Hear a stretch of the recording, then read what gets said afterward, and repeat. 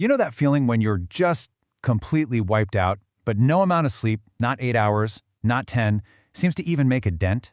Well, today we're going to dive right into that. We're talking about emotional exhaustion, and we're going to uncover why it's so much more than just being tired. So really think about this for a second. Have you ever felt like a passenger in your own life? I mean, maybe it's just for a day, maybe it's been weeks, where you're just going through the motions. You're ticking all the boxes, doing everything you're supposed to do, but it feels like you're not actually steering the ship. You're just along for the ride. And that feeling, that sense of being a passenger, that's a huge clue. It's telling us we're not just talking about being tired here. We're dealing with something way deeper. It's so easy to blame a lack of sleep, right? But the real issue? Well, it's in a place that a good night's rest just can't seem to touch. Okay, let's look at it like this. When you're just physically tired, it's pretty straightforward, right? You run a marathon, you work a super long shift, whatever it is, you sleep and you recover. You still feel like you, just a tired version of you. But being emotionally drained, that's a whole different ballgame. It's more like this fog, a fog that just hangs around no matter how much you rest. You could sleep for 10 hours and still wake up feeling totally disconnected, like a part of your brain is still offline. And this right here is the absolute key. We so often think of this as an energy crisis.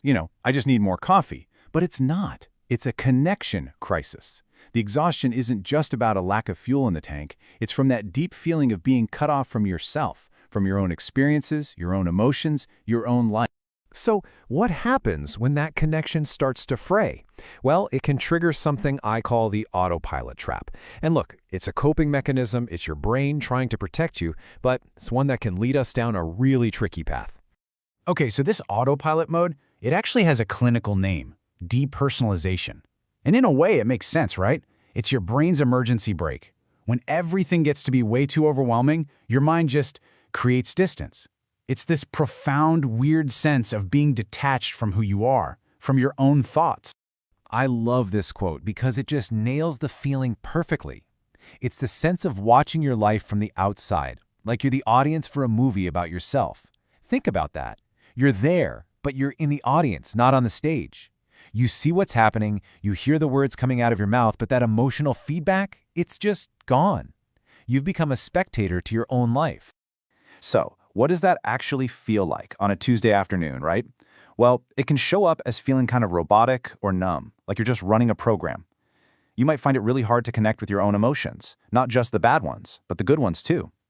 Even your own memories can feel weirdly distant, like they happened to someone else, or you just read about them in a book. And on top of all that, there's often this sense that the world around you is just a little bit foggy, not quite real. But here's the kicker. This feeling of detachment, it doesn't just stay cooped up inside your head. Oh no. It sets off a chain reaction, a real domino effect that can ripple out and touch every single part of your life. So here's how that domino effect usually plays out. It all starts with that deep, bone-deep emotional exhaustion. To cope, your mind flips the switch to autopilot mode. That's the depersonalization we were talking about. But think about it. When you're just a passenger, who's taking care of the driver? Exactly. Basic self-care is one of the first things to go. And since you feel so disconnected from yourself, trying to connect with other people feels almost impossible.